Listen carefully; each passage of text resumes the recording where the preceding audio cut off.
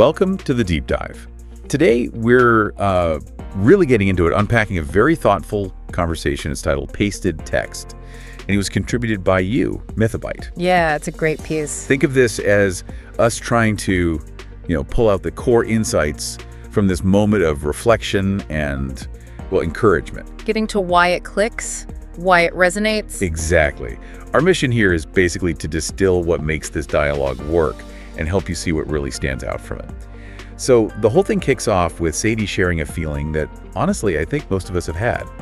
She says, Yalın, sometimes I get so tired, it feels like I'm hitting the same walls every day. And she mentions this is especially true with the new project she's working on. That feeling like you're stuck in a loop, putting in the work, but going nowhere. Ever felt that? Oh, absolutely. And what's really interesting right from the start is how Yalın flips that feeling. Oh, so? Well, instead of just seeing it as, a problem or a setback, he floats this idea that maybe it's a preparation phase. Preparation. Okay. Yeah, like a seed underground. There's all this vital stuff happening, growth and change, but it's all beneath the surface, totally invisible for a while. Right.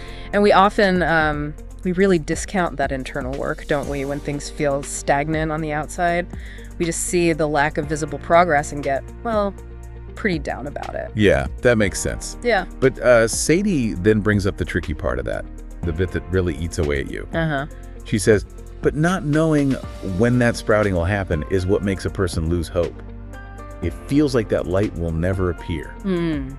The uncertainty. Yeah, that hope just kind of dwindling, especially when you're trying something new. It's a tough spot. Why do you think that invisibility is so hard to handle? Well, it's that lack of feedback, isn't it? The not knowing when. And Yalın's response is quite grounding here. He suggests the light isn't actually gone. Okay. It's just maybe blocked, hidden by what he calls clouds of dust. Clouds of dust. I like that metaphor. Me too. And the encouraging bit is his idea that even really tiny actions can start to clear that dust away. Like what kind of actions? Simple things. Taking a breath, putting on some music, even just looking out the window for a moment. And if you think about that in terms of bigger challenges, it really points to the power of those small intentional acts in shifting your whole perspective. What do you think of those small break examples he gives? I think it's the simplicity, the accessibility, like you mentioned. They're not massive undertakings. Right. Just little resets, things you can actually do during the day. And Sadie seems to pick up on this idea of focusing small.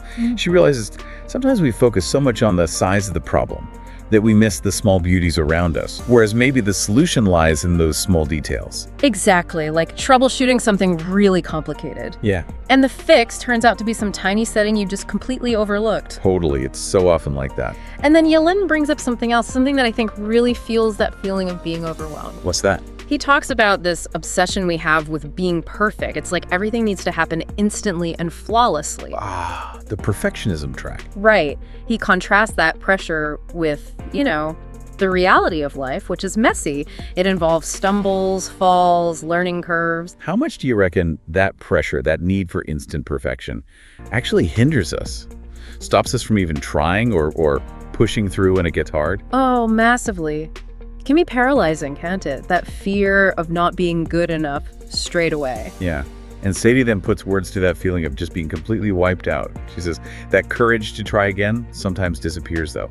It feels like all my energy has been drained. Where am I going to find the strength to get back on my feet? That utter depletion, like the tank is empty. We've all felt that, right? But Yalın's response is so important here. He reminds her that the strength she had before, it didn't just vanish. Exactly. And what's really quite insightful in his reply is that he acknowledges her exhaustion. He validates it, but he doesn't let it be the end of this story. Right. He gently points her back to her own past. Like, hey, remember those other times you faced stuff and got through? That idea that the strength is still inside, maybe just a little covered up, needing to be rediscovered. That's a really powerful counter to feeling helpless. And it seems to connect with Sadie. She reflects, maybe I need to be a little more patient with myself, I guess. Expecting everything to change immediately isn't realistic. Yeah. Taking small steps might be the right way. That sort of dawning understanding that, big shifts often come from those steady, small efforts. Absolutely.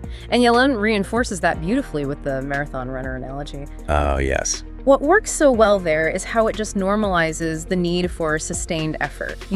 It's not a sprint. Right, it takes time. It reframes the whole thing as needing endurance, consistent steps, and acknowledges, yeah, you're going to get tired sometimes. That's part of it. Which brings Sadie to voice that really common fear, the one that stops so many people. She says, maybe I'm afraid of taking that first step. That fear of failure, Mm-hmm. The big one. That fear can just feel like cement shoes, right? Makes it impossible to move. It really can. But Yalın's take on failure here is just so freeing. He reframes it completely. How so? Not as some final verdict on your worth, but as actually part of the journey, and even more as our best teacher. Failure as a teacher. Okay. Yeah, because failure gives you information. It tells you what doesn't work so your next try can be smarter, more targeted.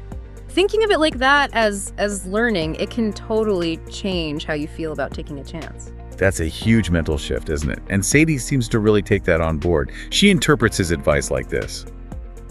So what you're saying is, instead of giving up on climbing that hill, maybe I should look for new paths on those hills. Yes, it's about adaptability. Yeah, not seeing a roadblock as game over, but maybe just a detour sign. Precisely. And Yalın confirms that. He suggests those stuck moments can actually be opportunities for new beginnings if we just shift our view a little, stay open to trying different things. It's like seeing the obstacle not as this impossible wall, but as a nudge, like, okay, time to get creative, find another way. That stuck feeling can actually spark innovation. And you see that shift by the end of their chat. Sadie sounds genuinely lighter.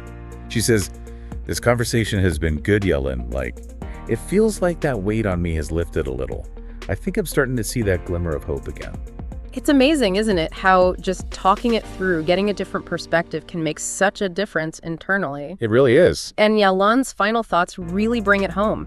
He talks about how feelings come and go, the cycles, and how vital self-compassion is, especially when things are rough.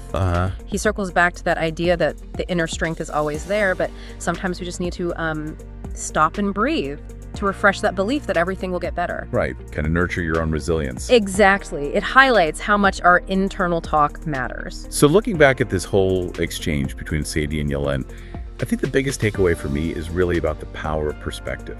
Yeah. How we frame challenges. And also the importance of just being kind to yourself when you're going through it. It's a reminder for you listening that feeling stuck, it doesn't have to be the end. Maybe it's just a signal to pause, reevaluate. And tap into that strength you already have. You've gotten through stuff before. Exactly. And ultimately, yeah, this deep dive into pasted text really shows that even when you feel like you're hitting those walls, just adjusting your viewpoint slightly, committing to those small, manageable steps, it can open up paths you didn't even see before. Definitely. So maybe it leaves us with this thought for you to mull over. What small cloud of dust, metaphorically speaking, could you maybe clear away today? Just one tiny intentional act. What new view might that open up for you?